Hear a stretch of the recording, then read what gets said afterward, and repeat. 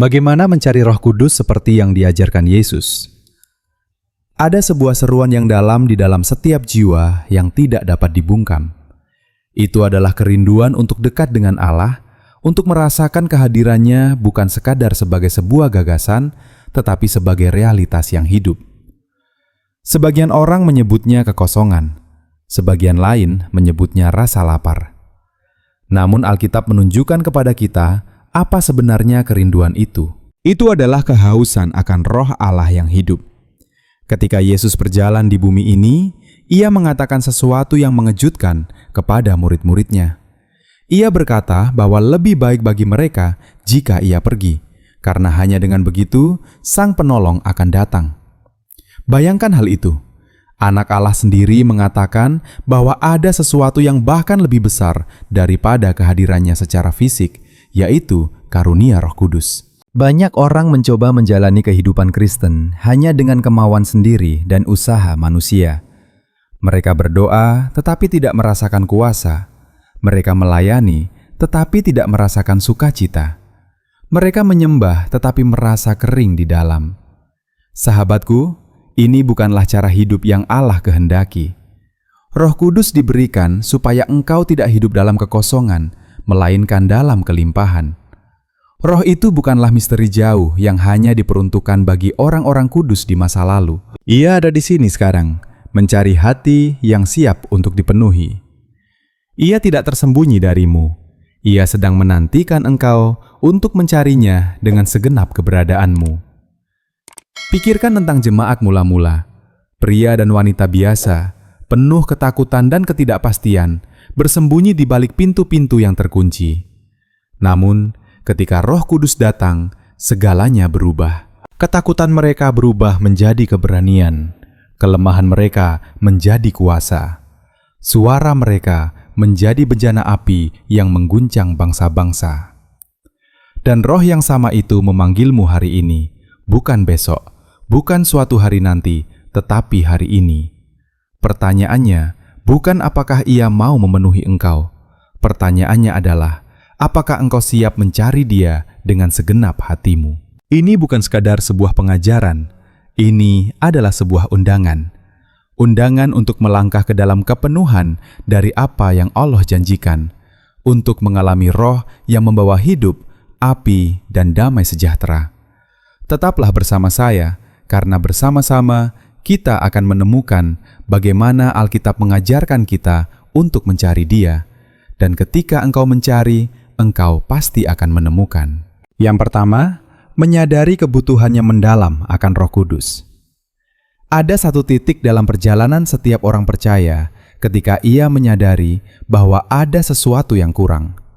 Mereka membaca firman, mereka pergi ke gereja, mereka berusaha hidup benar, namun ada rasa nyeri yang sunyi di dalam jiwa. Kehidupan iman terasa lebih seperti perjuangan daripada penerbangan, lebih seperti bertahan hidup daripada menang. Hal ini bukan karena Allah menahan kuasanya, melainkan karena banyak orang mencoba menjalani kehidupan Kristen tanpa sungguh-sungguh bergantung pada Roh.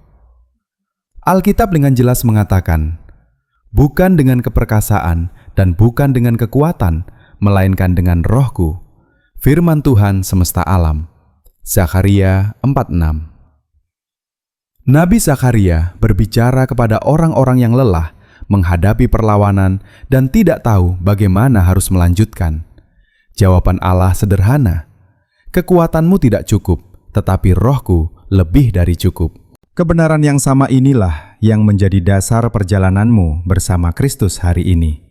Pikirkan para murid sebelum Pentakosta. Mereka telah berjalan bersama Yesus, mendengarkan ajarannya, bahkan menyaksikan mujizat dengan mata kepala sendiri.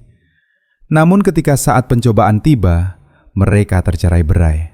Petrus, yang paling berani di antara mereka, menyangkal Yesus 3 kali sebelum ayam berkokok. Mereka mengasihinya, tetapi kasih mereka tidak cukup kuat untuk menopang mereka. Kesetiaan mereka nyata, tetapi kekuatan mereka lemah. Hanya setelah Roh turun ke atas mereka dengan kuasa, orang-orang yang sebelumnya penuh ketakutan ini menjadi saksi yang tidak gentar, siap menyerahkan nyawa mereka bagi Injil. Inilah yang dilakukan oleh Roh. Ia mengambil orang-orang biasa dan memenuhi mereka dengan kuasa yang luar biasa. Ia memberi keberanian kepada yang takut, hikmat kepada yang sederhana, dan kekuatan kepada yang lemah. Ia mengubah hati yang goyah menjadi hati yang teguh berdiri. Tanpa Dia, kita seperti pelita kosong tanpa minyak. Bersama Dia, kita menyala dengan terang yang tidak dapat dipadamkan. Menyadari kebutuhan adalah langkah pertama. Engkau tidak dapat mencari sesuatu yang tidak engkau sadari kekurangannya.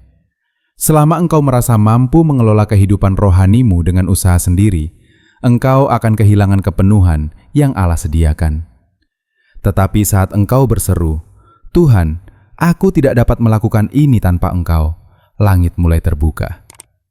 Alkitab berkata, "Berbahagialah orang yang lapar dan haus akan kebenaran, karena mereka akan dipuaskan." Matius 5:6. Rasa lapar adalah anugerah, rasa haus adalah undangan. Jika engkau merasakan kerinduan di dalam, jangan menekannya. Itu adalah Allah yang sedang membangunkan kesadaranmu akan kebutuhanmu akan Roh-Nya. Dan rasa lapar itu sendiri adalah bukti bahwa Ia bermaksud untuk memuaskannya. Kehidupan Kristen tidak pernah dimaksudkan untuk dijalani dengan kekuatanmu sendiri. Kehidupan itu dimaksudkan untuk dijalani dengan kekuatan Roh. Sadari hal ini, akui dengan jujur, dan biarkan kesadaran itu mendorongmu semakin dekat kepadanya. Hanya dengan demikian, engkau akan mulai mengecap kepenuhan dari apa yang Yesus janjikan. Yang kedua, pertobatan dan kemurnian hati. Roh Allah adalah kudus. Ia tidak berdiam di tempat-tempat kompromi dan tidak merasa nyaman di hati yang memelihara dosa. Jika engkau ingin mencari Roh Kudus, engkau harus terlebih dahulu membuka hatimu bagi api pembersihan melalui pertobatan. Ini bukan langkah yang bisa dilewati, karena pertobatan mempersiapkan tanah hati agar roh dapat berakar dengan kuat. Daud memahami hal ini ketika ia berdoa, "Jadikanlah hatiku tahir ya Allah, dan perbaharuilah batinku dengan roh yang teguh. Janganlah membuang aku dari hadapan-Mu, dan janganlah mengambil Roh-Mu yang kudus daripadaku." Mazmur 51. Seruannya bukan hanya permohonan pengampunan, tetapi kerinduan akan kemurnian, akan hati yang dapat didiami Allah tanpa penghalang. Daud tahu bahwa dosa mendukakan roh, dan hanya hati yang rendah dan hancur yang dapat sungguh-sungguh menjadi tempat hadirat-Nya. Pertobatan lebih dari sekadar mengucapkan maaf. Pertobatan adalah berpaling dari hal-hal yang mendukakan Allah dan kembali kepadanya dengan segenap hati. Ini bukan soal kesempurnaan, melainkan arah hidup. Roh tidak mencari bejana yang sempurna, tetapi bejana yang menyerah. Ketika engkau membawa kehancuranmu, kegagalanmu, dan kelemahanmu ke hadapan Allah, sesuatu yang berkuasa terjadi. Belas kasihannya membasuhmu, dan hatimu menjadi tempat kediaman bagi Roh-Nya. Ingatlah ruang atas sebelum Pentakosta.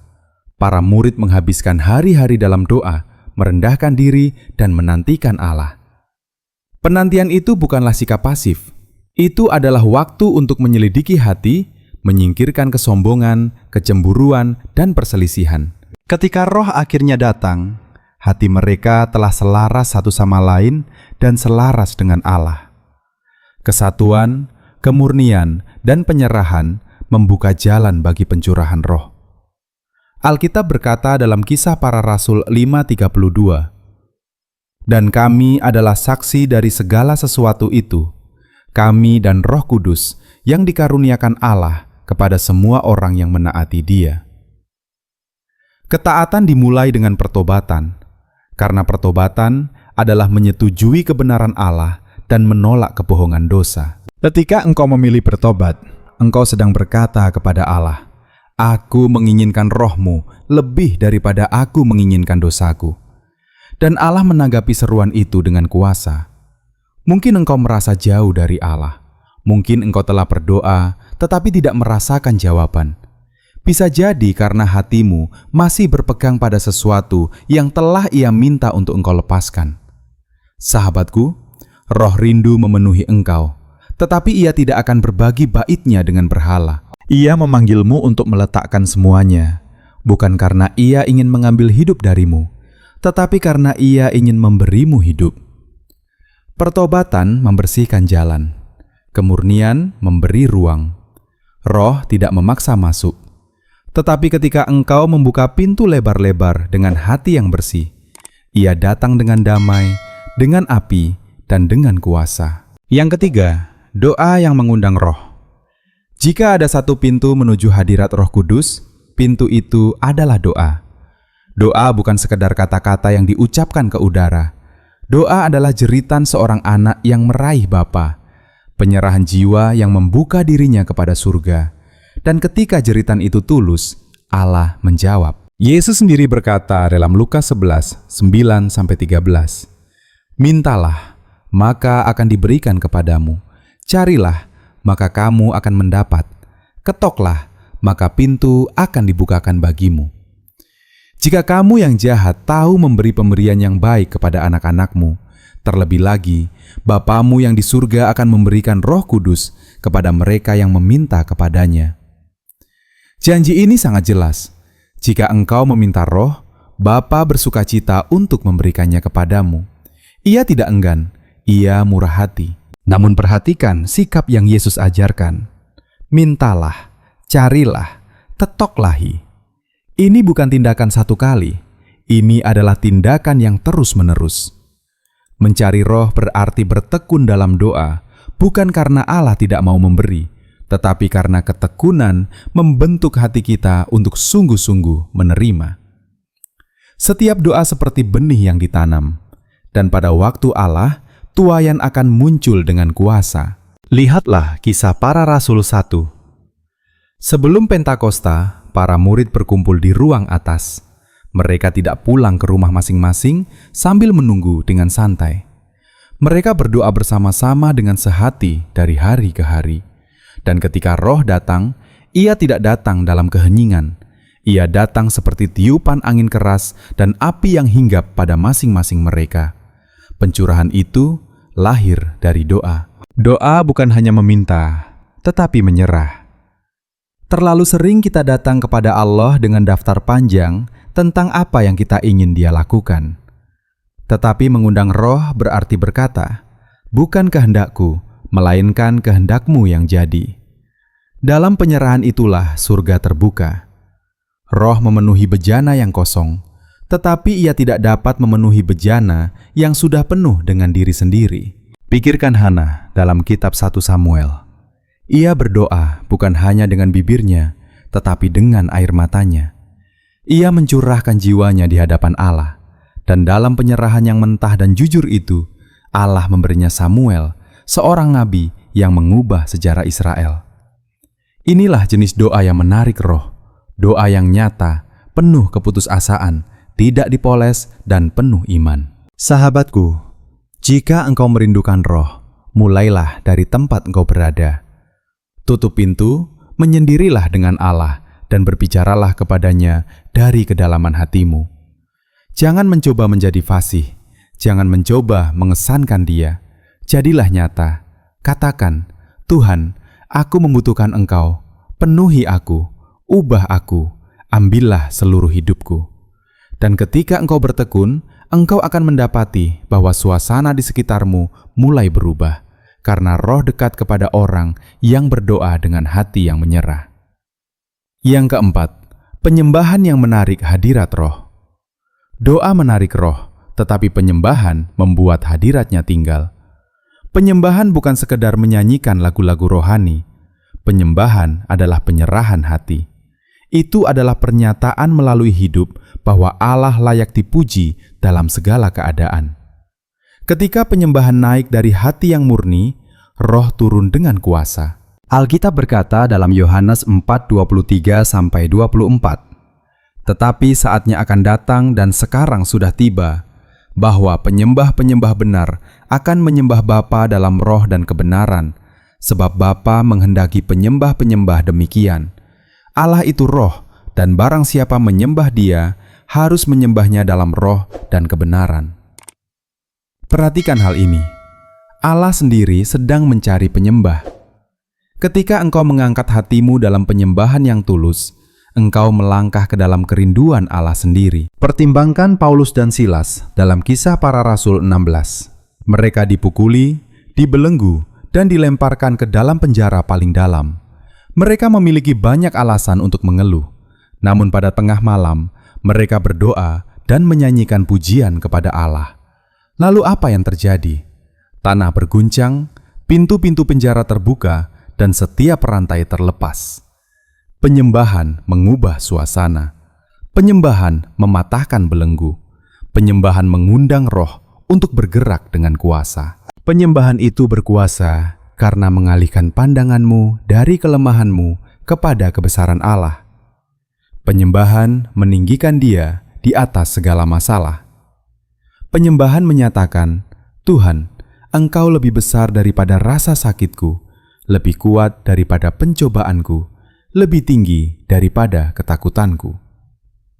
Dan ketika engkau membesarkan Allah, hatimu selaras dengan surga dan roh mengalir dengan bebas. Yosafat memahami kebenaran ini dalam 2 Tawarik 20. Ketika pasukan yang sangat besar bangkit melawan Yehuda, ia menugaskan para penyanyi untuk berjalan di depan tentara sambil menyatakan, "Bersyukurlah kepada Tuhan, sebab kasih setianya untuk selama-lamanya."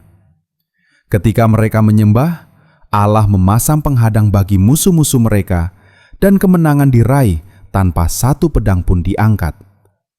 Penyembahan membawa kuasa Roh Allah ke medan pertempuran. Namun penyembahan lebih dari sekadar musik. Penyembahan adalah sikap hidup. Roma 12:1 berkata, "Karena itu, saudara-saudara, oleh kemurahan Allah, aku menasihatkan kamu, supaya kamu mempersembahkan tubuhmu sebagai persembahan yang hidup, yang kudus, dan yang berkenan kepada Allah. Itulah ibadahmu yang sejati." Ini berarti, penyembahan adalah setiap tindakan ketaatan, setiap momen penyerahan, setiap pilihan untuk menghormati Allah dengan hidupmu. Ketika hidupmu menjadi penyembahan, Roh berkenan diam di dalam dirimu. Sahabatku, jika engkau ingin mencari Roh, jadilah seorang penyembah. Angkat suaramu dalam nyanyian ketika engkau merasa lemah. Sebut namanya ketika engkau sendirian. Hormati Dia melalui pilihan-pilihanmu. Dan ketika engkau melakukannya, engkau akan mendapati hadirat-Nya menyelubungimu, memenuhi engkau, dan menguatkan engkau. Penyembahan adalah suasana di mana Roh bergerak paling bebas. Yang kelima, ketaatan dan kepekaan terhadap suara Roh. Salah satu kebenaran terbesar tentang Roh Kudus adalah ini: Ia berbicara. Ia tidak diam, tidak jauh, tidak dingin. Ia membimbing dan menggerakkan hati. Ia berbisik ke dalam hati mereka yang mau mendengarkan. Namun Roh tidak berteriak menembus kebisingan ketidaktaatan. Ia mendekat kepada mereka yang bersedia taat. Dalam Kisah Para Rasul 8, Filipus diperintahkan oleh seorang malaikat untuk pergi ke jalan yang sunyi di selatan. Secara manusia, itu tidak masuk akal. Namun Filipus taat. Dan ketika ia berjalan dalam ketaatan, Roh berkata kepadanya, "Pergilah ke situ dan dekatilah kereta itu." Satu tindakan ketaatan itu membawanya untuk memberitakan Injil kepada Sida-Sida Ethiopia, seorang yang membawa kabar baik itu kembali ke Afrika. Bangsa-bangsa tersentuh karena satu orang taat pada suara Roh. Kenyataannya, suara Roh seringkali dimulai sebagai bisikan.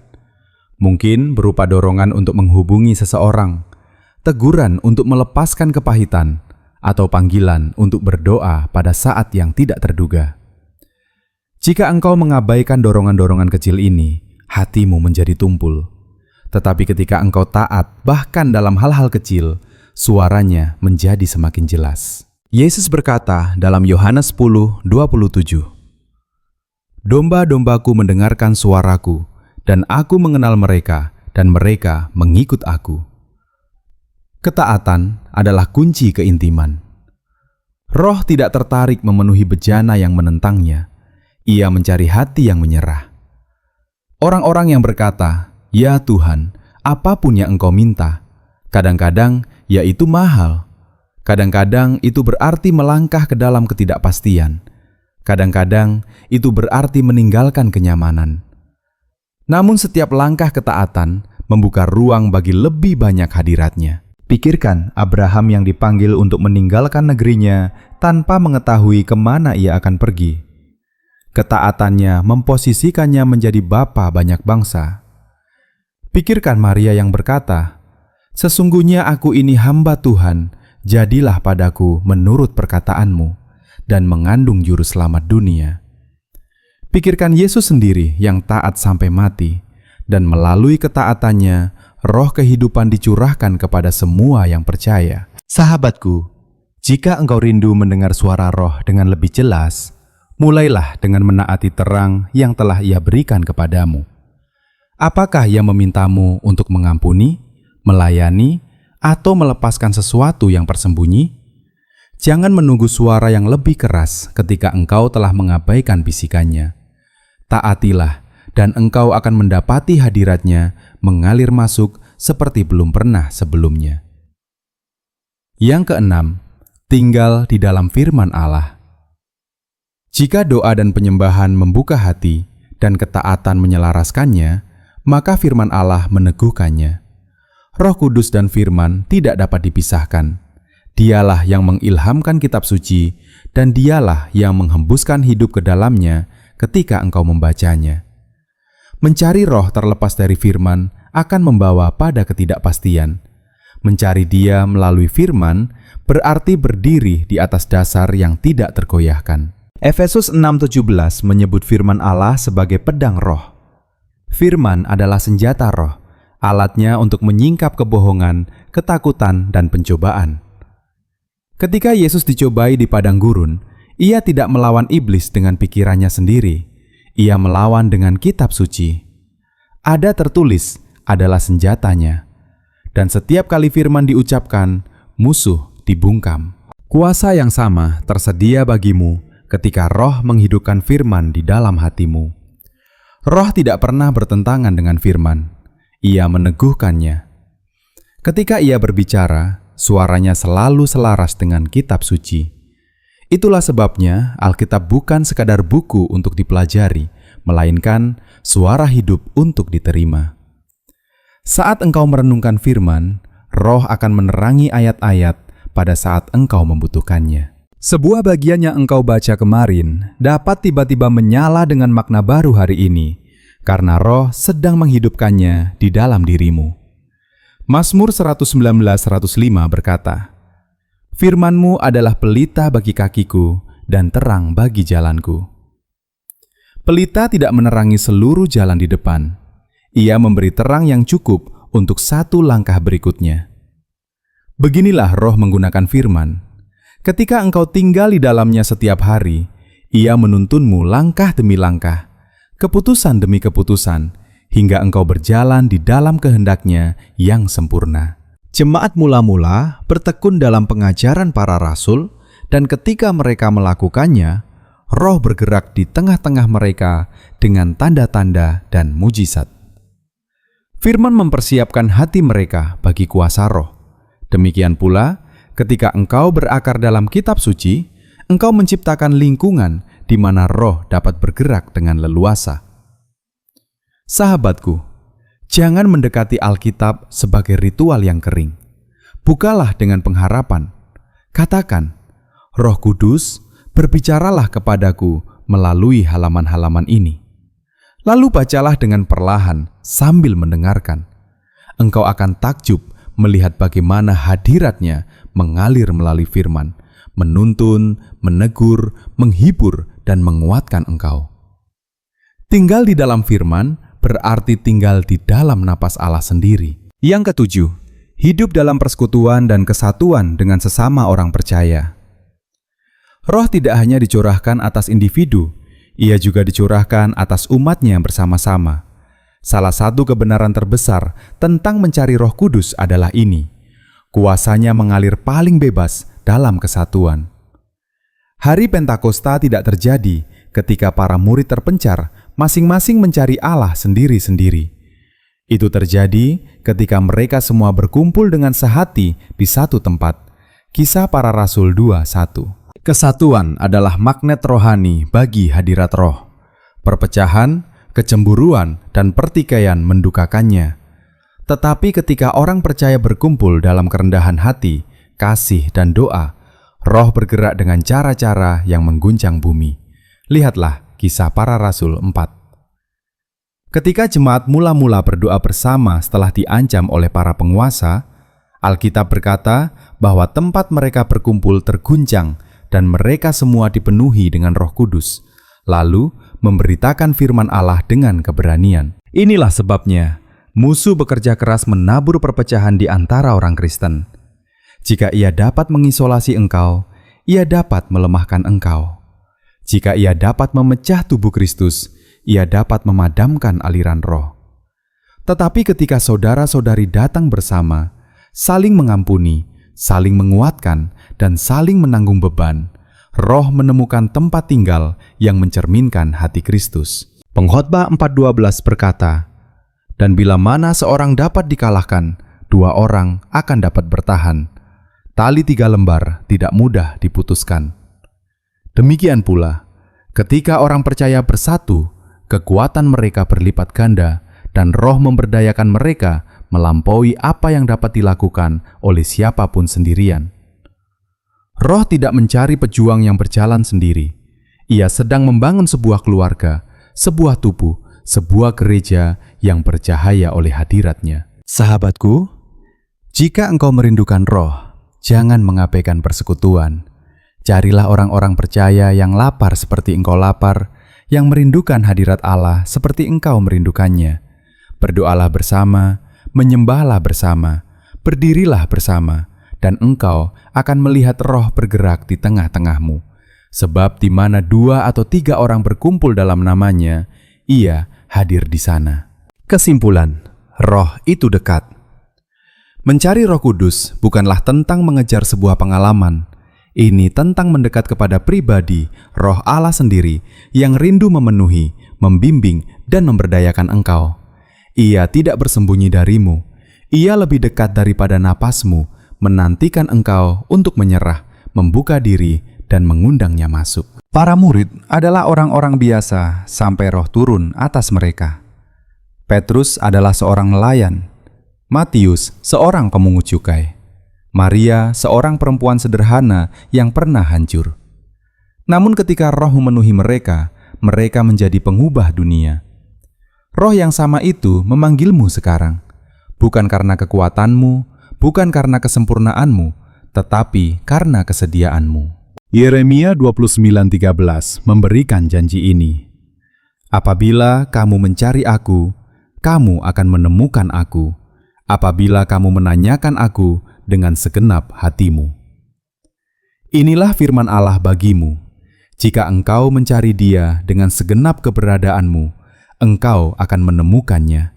Ia tidak akan menolakmu. Ia akan memenuhi engkau dengan hadirat-Nya, damai-Nya, dan api-Nya. Inilah undangannya. Biarkan hatimu berseru. Sadari kebutuhanmu. Bertobatlah dan dibersihkan. Berdoalah dengan ketekunan. Menyembahlah dengan penyerahan penuh. Taatilah bisikannya. Tinggallah di dalam firman-Nya. Berjalanlah dalam kesatuan dengan umat-Nya. Dan ketika engkau melakukannya, Roh akan datang, bukan sebagai gagasan yang jauh, tetapi sebagai nyala api yang hidup di dalam dirimu. Sahabatku, Roh itu dekat. Ia sedang menunggu. Dan pada saat engkau mencari Dia dengan segenap hatimu, engkau akan menjumpai napas Allah sendiri, dan hidupmu tidak akan pernah sama lagi. Bagaimana mencari Roh Kudus seperti yang diajarkan Yesus? Ada seruan yang sangat dalam di dalam setiap jiwa yang tidak dapat dibungkam. Itu adalah kerinduan untuk dekat dengan Allah, untuk merasakan kehadirannya bukan hanya sebagai sebuah gagasan, tetapi sebagai realitas yang hidup.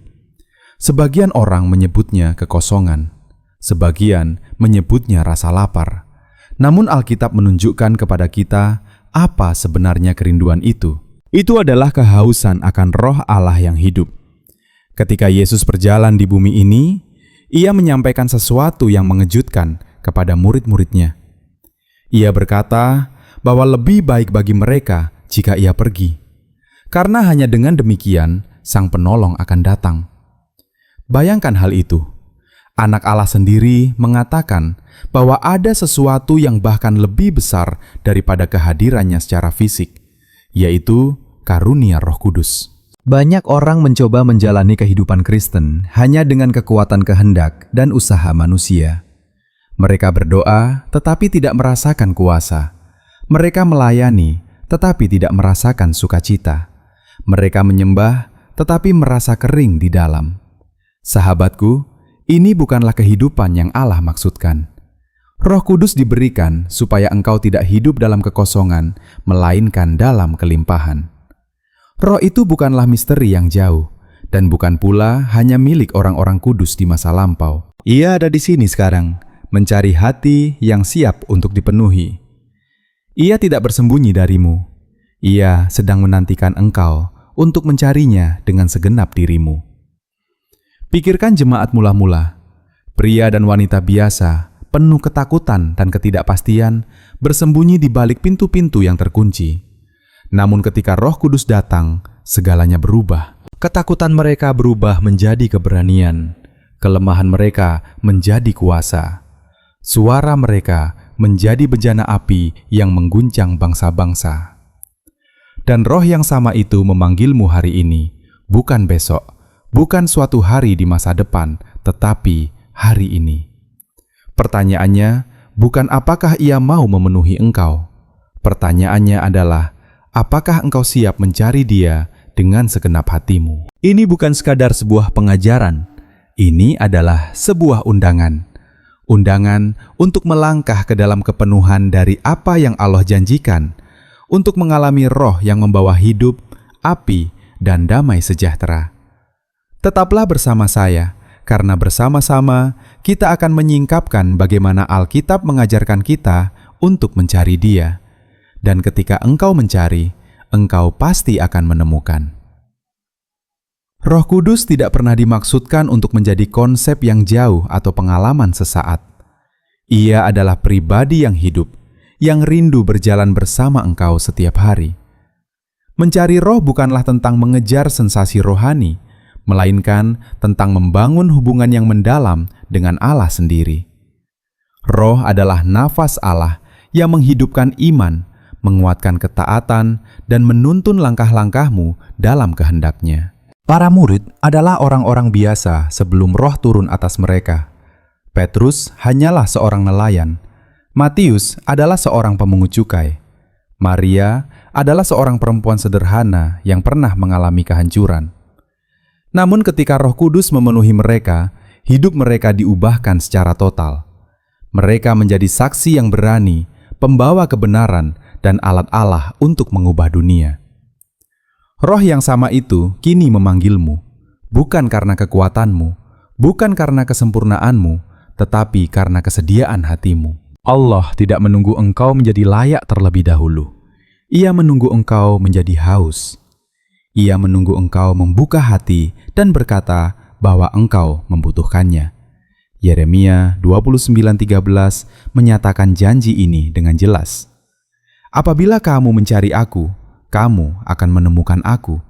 Apabila kamu menanyakan aku dengan segenap hatimu.